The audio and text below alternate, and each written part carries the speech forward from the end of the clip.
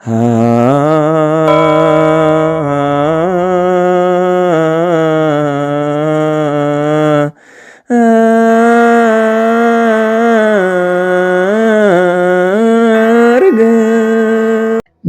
አብ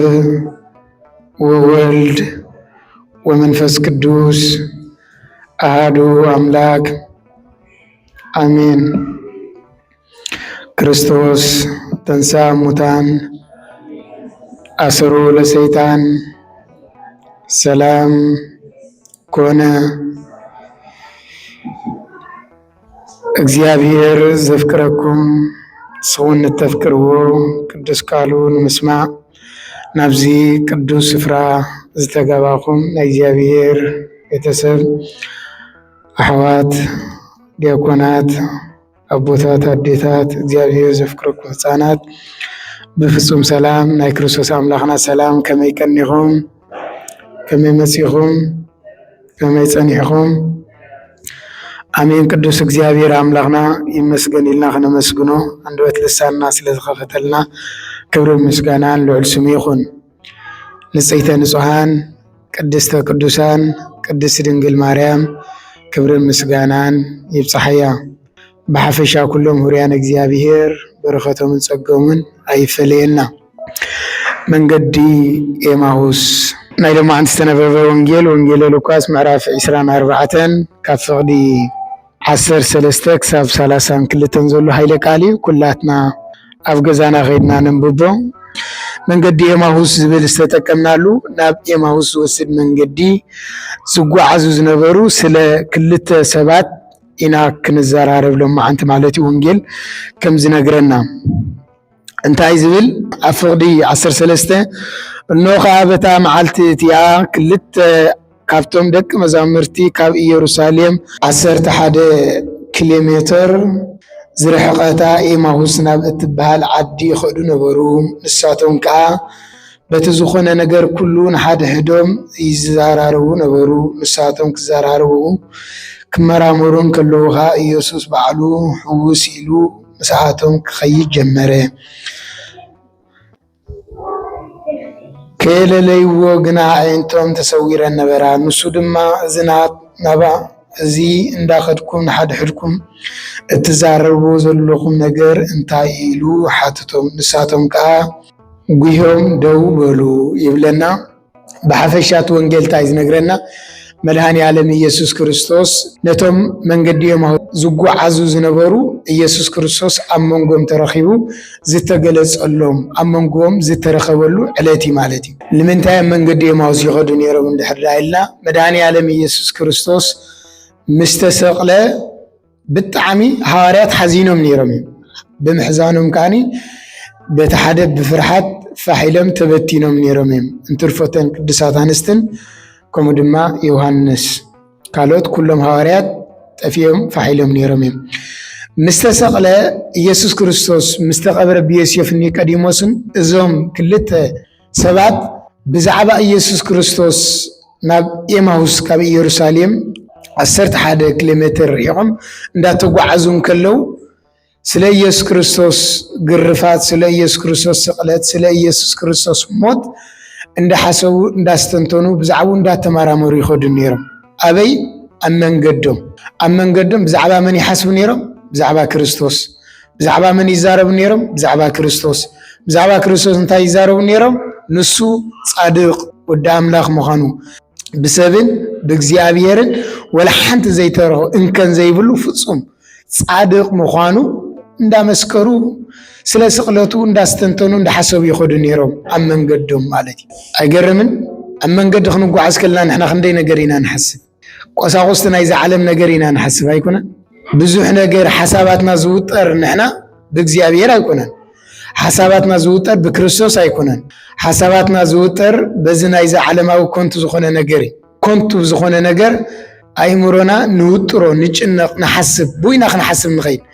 ብዛዕባ ገዛ ክንሓስብ ንኸይድ ኢና። መንገዲ እዮም ዝኸዱ ዘሎ ክንደይ ጽቡቕ ነገር ኣሎ እዮም መንገዲ መሲልኩም ዝርአ ግን ካብ ኮንቱ ዝኾነ ነገር ግን በቲ ዝርአ ነገር ስጎም ዝርአ ኣይተዛረቡን። ንሶም ዝዛረቡ ዘለዎም ስለቲ ተስፋ ዝገበሩሉ ተስፋ ንእስራኤል ከድሕና ኢሎም ተስፋ ዝገበሩሉ ዝተጸበይዎ ጻድቅ ዝኾነ ክርስቶስ ግንካ ከም ኃጢአተኛ መስቀል ዝተሰቕለ ከም ኃጢአተኛ ተቆጽረ ተባሂሉ ወንጌል ዝተነገረሉ አክንዳይና አክንዳኹም ስሊኡ እንዳሐሰብ እዮም ዝኸዱ ነይሮም ስሊኡ እንዳስተንተኑ እዮም ዝኸዱ ነይሮም ቅዱስ ወንጌል ካኒ ክልተ ወይ ሰለስተ ኾንኩም ብስመይ ኣብትእከብሉ ኣነ መንጎኹም ክርከብ ስለዝብል ስለ ክርስቶስ እንዳተዛረቡ ኸዱ ከለው ክርስቶስ ካኒ ኣብ መንጎም ተረኺቡ ሕውስ ኢልዎም ማለት ኣብ መንጎም ተረኺቡ እዚ ትከራኸሩሉ ትዛረብሉ ዘለኹም እንታይ እዩ ኢሉ ሓቲትዎም ንሳቶም ግን ጉዮም ጠጠው ኢሎም ታዮም ኮይኖም ጉዮም መሲሉኩም ናይ ኢየሱስ ክርስቶስ ስቕለት ዘይሰምዑ የለን ኣለና ረሓሰብ ናይ ኢየሱስ ክርስቶስ መከራ ዘይሰምዑ የለን ምኽንያቱ ኣብ ፋሲካ ኮይኑ ኣብ ፋሲካ ናብ ኢየሩሳሌም ኩሉ ይዝእከብ ቅንያት ኣብ ፋሲካ ኾን ከሎ ብሙሉ ስለዝእከብ ናይ ኢየሱስ ክርስቶስ ስቕለት ሞት መግረፋት ኩሉ ዘይሰምዑ የለን ኣረግ እንታይ ዝብል ተሰኺሉ ከሎ እቶም ሓለፍቲ መንገድን ከይተረፉ ዘይፈልጥዎ ዘይጠይቕዎ ኮይም እቶም ሓለፍቲ መንገዲ ከይተረፉ የባጭውሉ ነበር የላግጹሉ ነበር ዝብል ወንጌል ኣቕሚጥወሉ ሓለፍቲ መንገዲ ከይተረፈ ኮይ ስለዚህ እዚ ዘርኤና እንታይ እዩ ናይ ኢየሱስ ክርስቶስ ስቕለት ወላ ሓደ ሰብ ዘይፈለጦ ይነበረ ኩሉ ፈሊጥዎ ስለ ዝነበረ በዚ ነገር እዚ ዝብሎም ዘሎ ተደኒቖም ሰንቢዶም ጠጠው ኢሎም ሽዑ እንታዮም ዝብሎ ብዛዕባ እዚ ነገር እዚ ብዛዕባ ስቕለት ክርስቶስ ዘይትፈልጥ ንስኻ ሓድሽ ሕጂ ዝመጽኻ ጋሻ ንኢየሩሳሌም ዲኻ ካበይ ኢኻ ኸመጺኻ እዮም ዝብሎ ምኽንያቱ ንሱ ክርስቶስ ምዃኑ ንኸይፈልጥዎ ዓይንትኖም ዓይንቲ ልቦኖም ተሰዊረን ነበራ ኣየለለይዎም ክርስቶስ ምዃኑ ከም ሓደ ታራ ሰብ ስለ ዝገበሩ እዮም ዝሓትዎ ዘለዉ ግን ዋላ ታራ ሰብ ኮይኑ ግን ብዛዕባ ስቕለት ጎይታ ዘይምስምዑ ግን ሰንቢዶም ገሪሞም ኩሉ ዓለም ሰምዑ ከመይ ጌርካ ኢኻ ብዛዕባ ጻድቕ እዚ ንሱ ግና ኣብ ቅድሚ ኣምላኽን ኣብ ቅድሚ ሰብን ጻድቕ ነበረ በቃ ግን ሊቃነ ካህናትናን ሸማምንትናን ናብ ናይ ሞት ፍርዲ ኣሕሊፎም ከም ዝሃብዎ ከም ዝሰቐልዎ ንሕና ግና እቲ ንእስራኤል ከድሕን ዘለዎ ንሱ እዩ ኢልና ተስፋ ንገብር ነርና ምዝ ኩሉ ከዓ እዚ ካብ ዝኸውን ሎም ሳልሰይት መዓልቲ እያ ተመልከቱ ሊቃነ ካህናትናን ሸማምንትናን እዮም ዝብሉ ዘለዉ ሊቃነ ካህናትናን ሸማምንትናን እቶም ንኢየሱስ ክርስቶስ ሓሊፎም ዝሃብዎ ሊቃነ ካህናትን ሸማምንትን እዮም ኣይኮነን ስለዚ ሊቃነ ካህናት ሸማምንትን ኣይመን እዮም ናይ ሃዋርያት እውን እዮም ከይተረፉ ማለት ናይ ሃዋርያት እውን እዮም ምኽንያቱ ንዖም እዮም ተሸሚዮም ሊቃነ ካህናት ሸማምንት ተባሂሎም ስለዚ እንታይ እዮም ዝብሉ ዘለዉ እዞም መንገዲ ዝጓዓዙ ዘለዉ ካብኣቶም ቀሌዮጳ ዝስሙ ተባሂሉ ተገሊጹ ልፍቲ ወንጌል ማለት እዩ ሊቃነ ካህናትን ሸማምንትናን ገዛ ርእሶምን እውን እዮም ኣብቲ ናይ ሊቃነ ካህናት ንኢየሱስ ክርስቶስ ከም ዝሰቐሉ ገይሮም እዮም ሰቒሎሞ እውን ኣይብሉን ዘለዉ ንገዛ ርእሶም እውን ይእትዮም እዮም ዝዛረቡ ዘለዉ ንሶም ግን ንክርስቶስ ሰቒሎሞ ኮይኖም ኣይኮኑን ግን ንዖም ዝተሸሙ ካህናት ስለ ዝነበሩ ንዖም ዝተሸሙ ሊቃውንቲ ሸማምንቲ ስለ ዝነበሩ ሸማምንትና ዝበልናዮም ሊቃውንትና ዝበልናዮም መምሃራንና ዝበልናዮም ነቲ ንእስራኤል ከድሕን ዝመፀ ኢልና ዝኣመንናዮ ተስፋ ዝገበርናዮ ቅድሚ እግዚኣብሔርን ኣብ ቅድሚ ሰብን ጻድቕ ዝነበረ ኣምላኽ ንዑ ኣሕሊፎም ንሞት ሂቦም ሰቒሎሞ እነሆ ካብ ዝስቀል ካብ ዝመውት ሎሚ ሳልሳይ መዓልቲ እዩ ኢሎም ይምልሱሎም ማለት እዩ ግን እቲ ዝገርም ነገር ግን ተመልከቱ ከምዚ ተንሰውን ፈሊጦም እዮም ነጊሮሞም እዮም እኮ እተን ባዕሎም ይዛረቡ እዮም ካባና ካብተን ደቂ ቅዱሳት ኣንስትን መቃብር ከም ዝኸዳ ጎይታ ከም ዝተንሰ ሃዋርያት እውን ከም ዝተንሰ ነጊሮም እዮም ግን እዚ ኩሉ ተነጊሮም ከለዉ ተስፋ ቆሪፆም እዮም ዝኸዱ ነይሮም ሓሲብኩም ኣለኹም ተስፋ ዝቆረፁ ኣብ ኣምላኽ ኣይኮነን በቲ ዝተገብረ ነገር ኣብ ልዕሊ ክርስቶስ ተገብረ ግን ብጣዕሚ ሓዚኖም ተስፋ ቆሪፆም ነይሮም ንሱ ተስፋ ዝገበርናሉ ከድሕን ዝበልናዮ ሰቒሎሞ እንዳበሉ ስለ ክርስቶስ እንዳስተንተኑ እንዳሓሰቡ ይኹን ነይሩ ክርስቶስ ግን ኣብ መንጎም ተረኺቡ እንታይ ኢልዎም እዚ ነገር እዚ ከም ዝኸውን ኣይትፈልጡን ዲኹም እዚ ነገር እዚ ክኸውን እኮ ግድኡ ነቢያት ሙሴን ነቢያትን ብዛዕባ እዚ ከም ዝፀሓፉ ኣይፈለጥኩምን ኣየስተውዓልኩምን ኣየንበብኩም እንዳበለ መፅሓፍቲ ትንቢታት እንዳተርጎመሎም ክኸይዱ ከሎ መን ምዃኑ ይፈለጥዎን ግን ኣብቲ ዝደለይዎ ዓዲ ምስ በፅሑ ኢየሱስ ክርስቶስ ሕልፍ ኢልዎም ክኸይድ ምስ ሓሰበ ንሳቶም እንታይ ብሎ በጀኻ ናብታ ዝኸድዎ ዓዲ ምስ ቀረቡ ከዓ ከም ዝሓልፍ መሰለ ንሳቶም ግና መሲዩ ፀሓይ እውን ዓሪባ እሞ ምሳና ሕደር ኢሎም ለመንዎ ንሱ ከዓ ምስኣቶም ክሓድር ኣተወ ኣብ መኣዲ ምስኣቶም ምስ ተቐመጠ ድማ እንጀራ ኣልዒሉ ባሪኹ ቆሪሱ ሃቦ ክሓልፍ ደለየ ግን ንሳቶም እንታይ መሲዩ ንዓሕደር اعرف مقبي بلع بيتنا أطويلهم كريستوس كان عم سميعو نبيتهم آتي ما أد قريبهم باريخو يبون بلعيبلي أي بلين مغنيات كريستوس بدحرة إنسان مسحوارات بزح جزية تقليس له بلعي تبع الجنة أي تقلس باريخو تاجير له يبوهم باريخو مسحابهم تملكتهم شعو كريستوس مهانو قلص لهم عين تلبونهم ودي سبسي سجان نفسنا له أيكون التستوعب سجاديا نفسيا نفس تموت ده تموتن سجاها نفسها تموت أي تموتني يا نفسي موت السجا موت نفسنا بلينا أيكون تاي مالتي موت السجا صبح لهم نفسي أي تموتني أجن تموتيا استبعلوا لكن كاب زيابير مفلاي كاب زيابير أملاخ تتفليا ميتات بال حنت نفسي كاب زيابير مفلاي نحنت نفسي موت تبعي الدم موت ميت استبعله كندي كاب زيابير مفلاي سلازي نفسنا أنت اللوا مسيلكم نبابيت هياويت لباويت إذن نسجع زجن الجرا يكونه من زين الجرا يكونه نسجع يكون إذن نري زلنا نعين سجاي زر سجاي تفي جن زستوى العين تلبونا قنالو ناي لبي عين له ناي نفس عين له ناي نفس اللبونا له ناي نفسي زربالو لباويت نبابيت هياويت النبلة مال نفسي هياويت يا كاب زعبير تتفليخا مواتيت يا سلازي لباويت نبابيت هياويت النبلة زقلة صعبين أبسجاي يكون نفسنا بزي سجانا كدرسة سايتخلني استنفاسنا كدرسة خل أيدرسسني لباوي نبايت نور زدرسة سايت سلازي تملكتو حدث هياو زبال هياويت نفس سلازلاتي هياويت نفس خاو مستفلي أنت يبال ريسا يبال ترى أنت هياويت نفس سلازتفلي ذا ومالي حدث أي مرزل لباوي زبال مستو علي زبال لباويت زستوى العين تلبونا مزلوي نابنت نايسقات تحساسبا كله نايسقات تحساسبا مالت بك بسقاوي فتوت سقو حليفه هاوم تبايل مشالو سلازي ننفس من الزازابي بنايسقا سمي تراي مسكودو بك نايسقات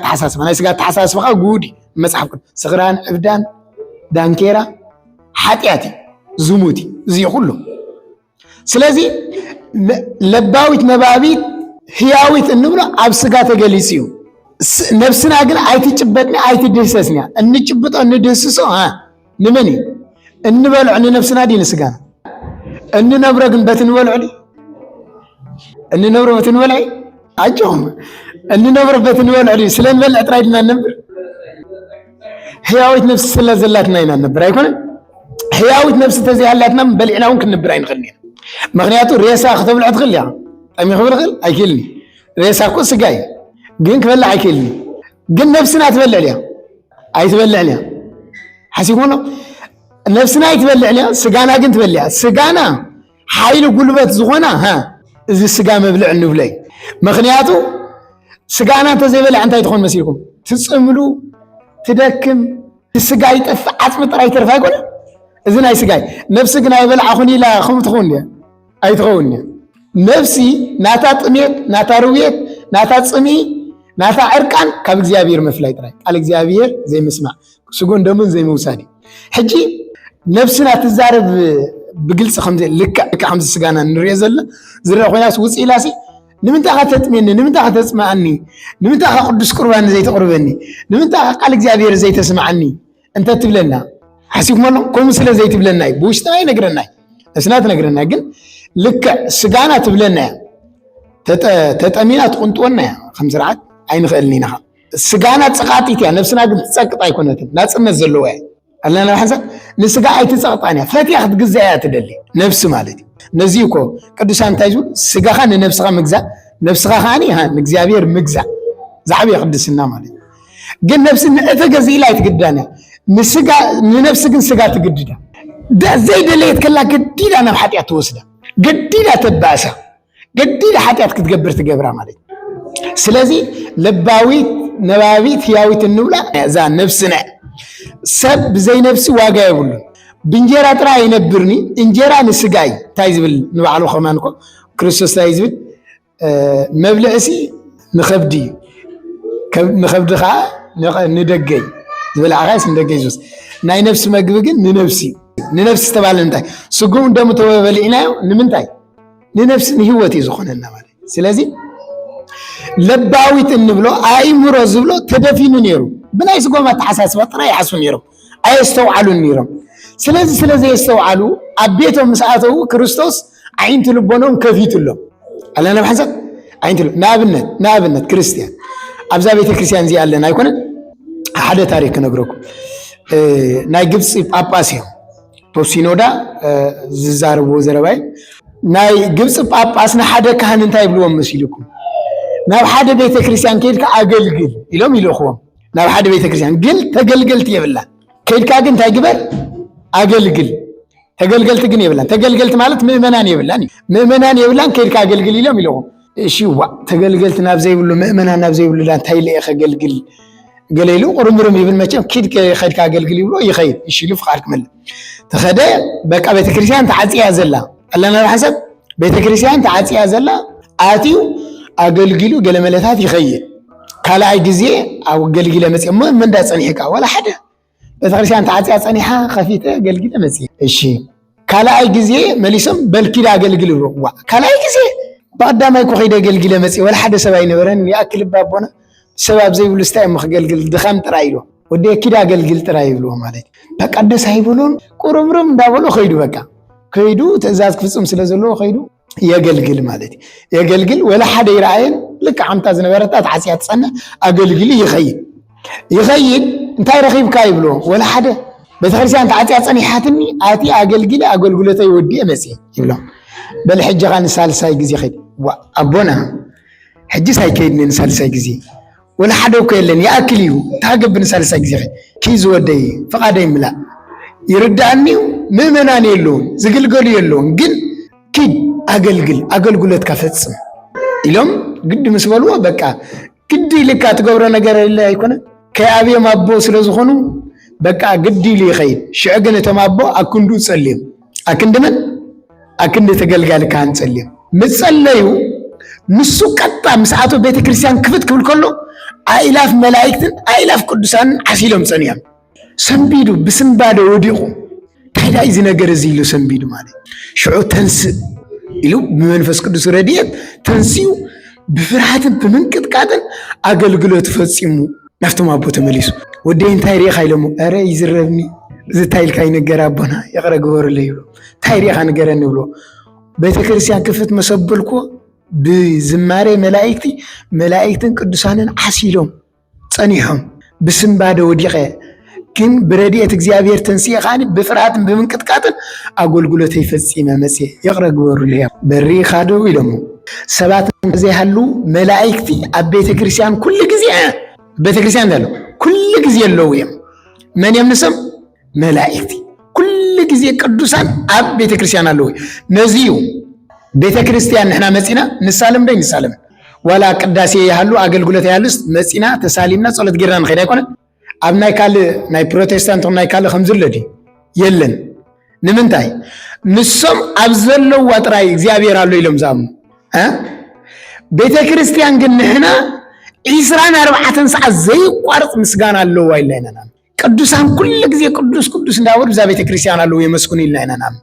ስለዚህ ናኻ መጽና የእንተይ ናብዛ ቤት ዚያን አዛኔካ ናብዛ ቤት ዚያን የኔሉ ክርስቶስ አይቆነ ለሰሎሞን ቃል ኪዳን ካተወለ ሆሉ ስለዚህ እግዚአብሔር አምላክ ኩሉ ጊዜ አቤቱሎ ኩሉ ጊዜ ቅዱሳን መላእክቱ አቤቱሎ ቅዱሳን ኩሉ ጊዜ አቤቱሎ ንሕና ተዘይ ያለና ቅዱሳን አብዝ ቤተ ክርስቲያን ኮነ ኩሉ ጊዜ ይጽልዩ ዛ ቤተ ክርስቲያን ኩሉ ጊዜ ናይ ቅዱሳን ቤት ያ እግዚአብሔር አብዘይ ብሉ ንሕና ኩሉ ጊዜ ያለና እዚ ዘርኤና እንታይ እንደሕዳይልና እትካህል መጀመርታ አቢኔሩ ሰብ ዝርአ ስለ بعين السجا سلزي الرمالي اتم قدسان نزغلص يم زغلص አይኮነን ስለዚህ መጀመርታ አይራይም ስለዚህ ጸለይ ግን ተገሊጽሉ ዳሐር ግን አንቀጥቂጡ ፈሪዑ ብርዓድ መንቅጥቃጥ ኮይን አመስጊኑ ጸልዩ ከይዱ ይغرخان በሐቲት ለምን ታይዝ ታሪክ ዘምጽ የመስልኩም ነፍስና አይትረን አይኮነን አይትረን ያ ነፍስና ትጾሞ ትደልየ ግን አለዩ እትጾሞ እንታይ እትደልየ እንታይ ኩል جزينا بيتك كريستيان كتمسك تدلي أنت عايز باللبا عملك دجاج إيراب نعين ما يتكم تتصم ها نفسي دم أو إغزيابير نعها تتصم الله تملكت بعد نفسنا تتصميا نفسنا تتأميا نفسنا تراقوت يا مالك سلازي تصمينا أي نفسنا تأميتنا أي نفسنا كنروي نبيت كريستيان كلمسك بانا عين تلبونا أنا خلنا نروح يقبانا بنامي نفس التحساس كنا حاسب يقبانا سلازي يمس أيستوعلون دعرجن كريستوس عين تلبونا مسكفة لهم كريستوس مخانو تجليس لهم شعو أنت لهم حسيبهم لك كان ده جدا تخطر جملنا خلوا مسحف تخجلس لنا خلوا لبنا عين الدين وراني حسيبكم الله خلوا كأفوز وصل نبرك قالت نعم لبهم ينديدهم نيرو مالي من دار كانوا ولا خلنا خامزة حوي زي كان نريو خيكوا حمسلك بقى فقري ناي كريستوس يكاسلهم نيرو ماليس تقالس يبلهم نير يسمعهم نيرو بقى لازم يستوعلوا لك المعاسي عند لبنا مستغفده أبي ودنا ونا لكم خمس النبلا يكون لك كان ده قدام كمزي النبلا نقرأ له مس حلفوا زردونا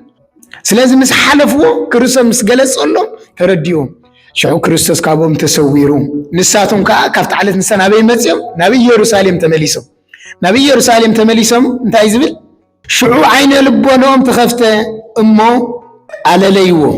نسقنا كاباتهم تسوره نحد حدهم اتي كاب من قديج كزاربنا نتن صحفات كترجملنا كلدو لبنا يندنا ينبرن تبعالو بتاسعات ياغا تلاعيلهم نبي يروساليم تملسو نتم عسرتو حدا نتم مساعتهم زنبرو دما تاكيبهم رخبوهم يبلنا سلكالو እግዚአብሔር አምላክና ዘخبرن استمسكناني اقدمو خمس تنسى فليطم አለውየም እተን ቅዱሳት አንስቲ ሐዋርያ ተገሊጽለም ግን ክርስቶስ ከበዓሉ ንዖም ተገሊጽለም ክርስቲያን ክርስቶስ ተገለጸሎም ስቂል ይኮነ ካብቶም 12 ሐዋርያት አይኮነን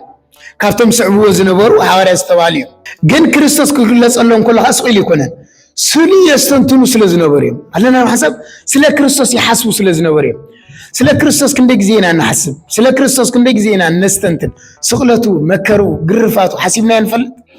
حسيبنا ينفلدنا حمامة ترينا نحسو أبع عمت حنت جزي أبع عمت حنت سمون جنو كونينا أنا استخفله واقع كل جزي خن حسو يزقبان بزحات قدسان أبوتات جرفات ناي كروستوس عند حسب مو علم بعرق عنهم كدان كي لبسوا بقرنا سحيتان زجرفوا بخمس زحلف قدسان بزحات اللوية مكرا ناي كروستوس عند ذكر بزحات أبوتات قداماوية منو كذا سنسلة أبزبانهم عسيرهم أبقر جزية بعسحيتا مچم حسين يكون حسين أبقر حسيبكم اللهم بيهم بتعم بردي لنفسهم قريز جبر يكون أبو هارور جزية خاني رسني يزجبر بس خمس عند تقاصلوا نايكروس مكرا يحسبونير نحنا جاب سوم نحن نميت كريستيان ممسا سجون من موساد قدس وانجيل نمسمع أزي عقبي يزخوننا أزي عقبي يخوننا እግዚአብሔር አምላክ ዘስተውዕል አይንት ልቦና ይሃበና ክርስትና ህይወት ብዙሕ ፈተና ዘለወይ ኣብ ክርስትና ህይወት ዋላ እኮ ክንጓዓዝ ተደለና እንተ ጸለና ብዙሕ ፈተናውን ኣለወይ ብዙሓት መነኮሳት ኣቦታትን ተፈቲኖም ተፈተኑ ለማ አንተ ዝነበረ ተኣምርን ባዕሉ አንተ ዝተነበተ ሰሚዕኹምሲ ሓደ መነኮስ ካብ ንሱ ትሒዙ ንምንታይ ዘምፀ ዘሎ ኣይኮነን ንሕናሲ ኣቦታትን ከም ዝፍቱኒ ሓደ መነኮስ ካብ ንሱ ሓጢያት ዘይገበረ ኢሎ ኣብ ተኣምረ ማርያም አንተ ዝተነበረ ካብ ንሱ ሓጢያት ኣይገበረን ግን ድንግል ማርያም ኣዝዩ ዘፍቅራ ካብ ንሱ ሓጢያት ኣይገበረን በብሕቱና በመንኩስና ዝነብር ዝነበረ መነኮሲ እንታይ ዳ እዚ መነኮስ እዚ በብሕቱና ንእግዚአብሔር አምላክ ካብ ልቡ ዘፍቅር መከራ ክርስቶስ ስቃይ ክርስቶስ እንደሐሰበ ካብ ምስአራዊት መንባር ይሸኒሉ አብዕቱና ምድረበዳ መንባር ዝመረጸ መነኮሲ ንወላዲቱ አዚዘ ፍቅሪ መቸም ክርስቶስ አፍቅርካ ንድንግል ማርያም ዘይመፍቀር አይካልኒ አይኮነ ንድንግል ማርያም ዘፍቅርካ ነመን ይፍቅር እግዚአብሔር ይፍቅር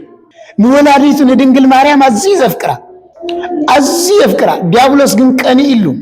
በትናቱ ጸሎት በትናቱ ፍቅሪ ንእግዚአብሔር ዘሎ ፍቅሪ ንወላዲቱ ዘሎ ፍቅሪ ዲያብሎስ ቀኒ ዲያብሎስ ኩሉ ግዜ ቀናይ ኣብ ልዕልያን ኣብ ልዕሊ ወዳን ከዓኒ ጸላይ ኮይኑ ዝተላዕለ ምን ዲያብሎስ ኣብ ራእይ ዮሐንስ ተጻሒፉ ዘሳድዳ ስማ ከይጽዋዕ ዝገብር ዲያብሎስ ናታ ጸላይ ክርስቶስ ሞ ነያ እምከ ነያ ወልድክ ኢሉ ይብዋይ ዮሐንስ አይኮነ ምጽዋዕ ጥራይ ኮነስ ክንሓዝላ ክንስከማ ከማን ሂብናይ ከነፍቅራ ሂብናይ ስለዚህ ዲያብሎስ ቆኒ እሞ ነዚ መነኮስ ከስሕቶ ደልዩ እንታይ ገይሩ ከም መነኮስ ኮይኑ መጽይዎ ከም መነኮስ ኮይኑ መጽ እንታይ ብሎ ማለት ዲያብሎስ መቸም ከምስል ይኽእል ኣይኮነን መነኮስ ኮይኑ ዝመጽእ መልአክ ኮይኑ ይመጽእ ናፎም ከም ዝመጻ ብርሃናዊ መልአክ ዝተፈላለዩ ኮይኑ ዝመጽእ ሃብታም ኮይኑ ይመጽእ ንዓና ንምስሓት ዘይመስሎ ዘይኮነ ነገር የለን ሓቂ ዘይኮነ ንሱ እንታይ ተባሂሉ ሓሳዊ አቡሃ ለአሶት ተባሂሉ ተገሊጹ ሓሳዊ ስለዝኾነ ሓቀኛ አይኮነ ግን አምሲሉ ንዓና ንምስሓት ካን ዘይጥቀመሉ ነገር የለን ስለዚህ መነኮስ ኮይኑ ነዚ መነኮስ መጽዮ አንታ ቅዱስ መነኮስ ናይ በሐቅ ንስኻ ቅዱስ ያቅም እግዚአብሔር ጸሎትካ ሁሉ ቅቡሊ ግን ሓቲ ነገር ጥራይ ዘዓቤት ነገር ተሪፋትካ ኢሎ ታይሎ ዘዓቤት ነገር ተሪፋትካ አነ ዘይገበርኳ ዘዓቤት ነገር ታይ ምስትኸውንያ በጃኻ ነገር ንዓኽ ገብራ ኢሎ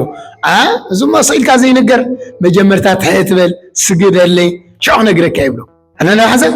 ታይብሎ ታዝዓቤት ነገር ንኸነግረካ መጀመርታ ቅረብ ስገደለይ ሸው ነግረካ ይብሎ ንስኻ ለዋህ መነኮስ ስለዝኾነ ለዋህ ክርስትና አለይ ለዋህ መነኮስ ማለት ለዋህ ማለት ዘይፈልጥ ማለት አይኮነን ዘይፈልጥ አይኮነን ማለት ንኹሉ ብግርህነት ዝርዮ ብንጽህና ዝርዮ ማለት ዘይፈልጥ ለዋህ ባል አይክል ዘይፈልጥ እሞ ዘይምፍላጡ ክንቀፍ ይዝግቦ እዚ ግን እግዚአብሔር አምላክ ይፍቅሮ ይፈጥዎ ይፈልጦ ይውን ስለዚህ ፈልጦን ዘፍቅሮን ይውን ምድረ በዳ መሪጹ ምንኩስና መሪጹ ግን በፍቅር ብለዋት ግን ከሰግደል ሊድን ምሳሌ ድንግል ማርያም ተገሊጻ ድንግል ማርያም አዚ ዘፍቅር አይኮነን ድንግል ማርያም ተገሊጻ ንሰይጣን ያፊራቶ እንታይ ዝብል አፍቲ ታምረ ማርያም ነው አሉ ጸፋዓቶ ይዝብል መቸም ሰይጣን ጸፋዕ መልክዕ አለው ኮይኑ ይኮነን ጸፋዓቶ ማለት ገሲጻቶ ማለት ገሲጻቶ ብድሕር እዚ ሓፊሩ ዲያብሎስ ተዋሪዱ ካብቲ መነኮስ ከይዱ ኦ ገብረ ክርስቶስ ለማ አንቲ ክርስቶስ ወደይ አድሒንካ አለ ካብ ስሕተት ይላል ምክንያቱ ድንግል ማርያም ውን እተድሕነና ድንግል ማርያም ውን እተማልደልና ንብለስ ብናይ ወዳ ፍቃድ እኳይ ብዘይና እግዚአብሔር ፍቃድ መን ክስገብር ዝኽላሉ ከገብር ዝኽላሉ የለን ናብነት ቅዱሳን ባጸደ ነፍስ ኮይኖም ኣብ ምድሪ ዘሎ ይሪ ደይሪ ምክንያቱ ነዚ ክንብልከልና ዝበልኩ አጅስ ድንግል ማርያም መይታ እንዲያ ከመይ ጌራ ተገሊጻ ከመይ ጌራ መጽያቶ ዝብሉ ስለዘለው እስኪ ንዓኹም ግን ቅዱሳን ባጸደ ነፍስ ኮይኖም ባጸደ ስጋን ዘሎ ይሪ ኩሉ ይፈልጡ በከመይ ይፈልጡ ኣብ ሓሳባትና ስለዘለው እሺ በቃል ኪዳኖም እሺ ካልኸ በቃል ኪዳኖም ብናይ እግዚአብሔር ረዳት ኣብ ሓሳብና ስለዘለው ካልኸ ኩሉ ዝፈልጡ ተኮይኖም ከም እግዚአብሔር አይኮንም ኩሉ ክፈልጥ ዝኽእል ኩሉ ኣብ ኩሉ ክርከብ ዝኽእል እግዚአብሔር አይኮንም ካብ እግዚአብሔር ወፃኢ ኩሉ ክፈልጥ ዝኽእል ኣሎ መኸመይ ገይሮም ዳዮም ቅዱሳን ኩሉ ዝፈልጡ ኣዋጃቢርኩም ድሕጂ ትሕተር እዮም ቅዱሳን ኩሉ ይፈልጡ ነው ወጅሁም ይፈልጡ እዮም ግን ነቲ ዝመጽእ ሕቶታት ንዓኹም እንታይ ይባሃል ክኸውን ኢሎም ከምዚ ዓይነት ሕቶታ ዝሕተት ቅዱሳን ኩሉ ይፈልጡ ነው ወይ ይፈልጡ ልከም እግዚአብሔር እንዲ ኩሉ ዝፈልጥ ከመይ ማለት ዳይ ሸው ድርብሽ ትጠፍቕ ኣብ እምነትካ ማለት ቅዱሳን ኩሉ ይፈልጡ ክባሃል ከሎ እንታይ ማለት ብኸመይ ኩሉ ዝፈልጡ እግዚአብሔር ኩሉ ይፈልጥ ክባሃል ከሎ እንታይ ናይ ባህርን ናይ ጸጋን ምፍላጥ ክንፈላልዩ የለና እግዚአብሔር ኩሉ ዝፈልጥ ናይ ባህሪ ታይለኩም ናይ ባህሪኡ እዩ እግዚአብሔር ናይ ባህሪኡ ንሱ ፈላጥ አምላኽ ኩሉ ዝፈልጥ አምላኽ ንዑ ንኽፈልጥ ዝገልጸሉ አካል የለን ፍልጠት ናይ ባህሪ ስለዝኾነ ቅዱሳን ግን ፍልጠቶም ናይ ጸጋ ፍልጠት እዩ ቅዱሳን ኩሉ ይፈልጡ ማለት ማለት ንኣብነት ቅዱስ ጴጥሮስ ኣብ ሓደ ገዛ ኮይኑ ሃናንያን ሰጲራን ገንዘቦም ሸይጦም መጽዮም አይኮነ ምሶም ነይሩ ዲ ቅዱስ ጴጥሮስ አይነበረን ክሸጥዎ ከሎ ምሶም ሳይነበረን በአካል ግን ፈሊጡ ይፈለጠን ፈሊጡ አበይ ኮይኑ ይፈሊጡ ኣብ ገዙ ኮይኑ ኣፍታ ዘለዎም ሳዋሬት ኮይኑ ይፈሊጡ ሽዑ እንታይ ኢልዎም ምስ መፁ እዚ ጥራይ ዲኹም ሸይጥኩም ኢልዎም እወይ ኢሎም ምስ ሓሰቡ ገንዘብ ከም ዝሓቡ ስለ ዘይነገሩ በታ ዝሓሰብዎ ኻኒ ጠፊኦም ማለት መይቶም ቅዱስ ጴጥሮስ እዚ ዝፈለጦ ብምንታይ እንድሕር ዳልና ብምንታይ ክርስቲያን ብጸጋይ ንኣብነት ወንጌል ሉቃስ ምዕራፍ 26 ዘሎ ኃይለ ቃል ክንምልከት ንኽእልና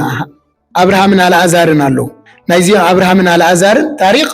ወንጌል ሉቃስ ምዕራፍ 16 አንብቦ ራኹም ትግዜ ምን ትኸይነውሕ በሓፈሻ ግን አብርሃምን እቲ ሃፍታም ሰብኣይን አልዓዛርን ታሪክ ይዝነገር እቲ ሃፍታም ሰብኣይ ዝነበረ ነነዌ አቀዲሙ ጽድቅ ስለዘይ ሰርሐ ሲኦል ያትዩ አብርሃም ካኒ ማለት ኣብቲ ሰዓት ንሱ ገነት ኣይነበረ ግን ኣብ ሲኦል ግን ኣይሳቀዩን እዮም ነይሮም ቅዱሳን ብፀጎም ይዕቅቦም ነይሩ ይባል ነዚ ኻኒ ኣብ ሕቁፍ አብርሃም ነበረ ይብል ነቲ ድኻ ዝነበረ ብድሕሪ እንታይ ዝብሎ ተሃፍታም ንኣልዓዛር ስደደለይ ማይ ከስትየኒ ዝሑል ማይ ከስትየኒ ካብ ፅመይ ከብለኒ ይብሎሞ ኣይኮኒ ንስኻስ ሓጎስካ እንተድለኻ ናብ ምድሪ ክሎ ወዲኻ ኢኻ ስለዚ ናይዚ ሓጎሱ ሕጂ ኢሉ ሓጎስ ናይ ኣልዓዛር ይገልጸሉ ማለት እዩ እንታይ ዝብሎ ሓደ ኣብዚ ክነስተውዕሎ ዘለና ንስኻስ ኢልዎ ኣብ ምድሪ ከለኻ ሓጎስካን ተድለኻን ፈፂምካ ኢልዎ ኣይኮነ አብርሃም መይቲ ዘሎ ብኸመይ ፈሊጡ ሓደ ነጥቢ እዚ ኣይኮነ ኣለኹም ደምሳይ ኣብ ሰማይ ዘሎ ባፀደ ነፍሲ ዘሎ بحافت خمسة حلفة بخمي فليتو تاي كم زجبر بخمي فليتو ما كم أبسيل سلا زلوا خيتولين أبسيل ما نفس قتيل كذا يبلو نفس قتيل كذا خبلو خلنير يكون جن تطلعان حاجوس كان أم مدري ودي غايلو تطلع حبتي حاجوس يكون سلازي بخمي فليتو عند حدا إجزاء بيربز لهم كل سنة يفلتو مخانم يفلتو مخانم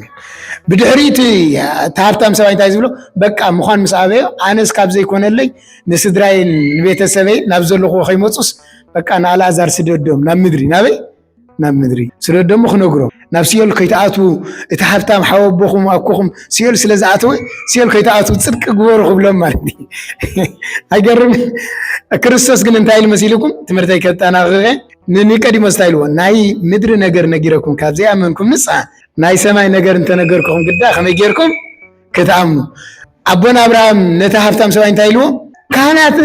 نبيات اوريت النبيات نالو نعم يسمعوا نعم تزي سمعهم كابز خيدوهم كما يقرم يوم سمعوا كصدكم كدحن انت دليم اوريت النبيات علوهم نعم يسمعوا نعم يتعززوا يلوم اللي سلمان بزح نتكس الخيل ازي زرينا انتايو قدوسان باصدن نفس خوينم كل ነገር አምድር ዘለው ይሪዮ ክንብል እንከለና ግን ይግለጽም ክንብል እንከለና ግን ልክ አሁንና እግዚአብሔር አይኮነ እግዚአብሔር ብዝገለጸሎ መጠን ይሪዮ የስተውዕልዮ ምክንያቱ ነፍስ እንታይ ስለ ዝኾነት ያ አንተ እንታይ ላይ ነራ ህያዊት አይኮነ ህያዊት ካለኸ ስለዚህ ቅዱሳን ባጸደ ነፍስ ኮይነም ይዛረብዮም አለሁም ነው كل ነገር አክንዳና ይጽልዮም أبرع يوحنس نبعل تصحيف له كساعة معاسيخا زي تفرد كساعة معاسيخا دم سماعتات كفسست تريم بعد صدق نفس خوينا ميم سلازي قدوسان كمزي يستوعل اليوم እግዚአብሔር አምላክ ዘስተውዕል ዓይንተ ልቦና ከዕድለና ቅዱስ ፍቃዱ ይኹን ነቶም ክልተ መንገዲዮም ዝኸዱ ምስጢሩ ዝገለጸ ዓይንተ ልቦናም ዝኸፈተን ዓናውን ዓይንተ ልቦናና ከፍተልና እግዚአብሔር አምላክና ሰናይ ቅዱስ ፍቃዱ ይኹንልና ወስብሐት ለእግዚአብሔር